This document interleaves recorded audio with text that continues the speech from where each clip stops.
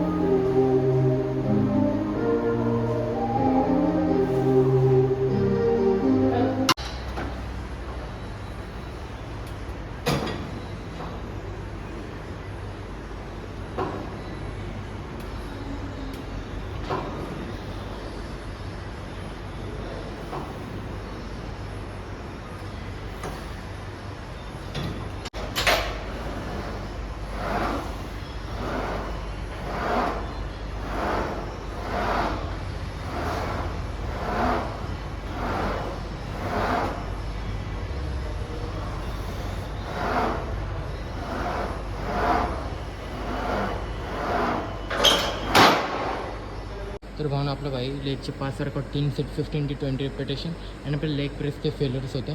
तर भावना आपलं भाई पूर्ण वर्कआउट तर झालं. आता आपण फर्स्ट घरी निघू. तर भावना आपलं भाई जस्ट सेकंड मिनिटसुद्धा काउंट झाले, ज्यात की आपण छोले आणि चपाती घेतली. आपले 3 ते 4 चपाती आणि छोलेची भाजी, ज्यात की आपल्याला आरामात 30 to 35 ग्राम प्रोटीन ते भेटून जाईल. थोड्या टाईमनंतर आता आपण 30 मिनिटसुद्धा खाऊन घेऊ.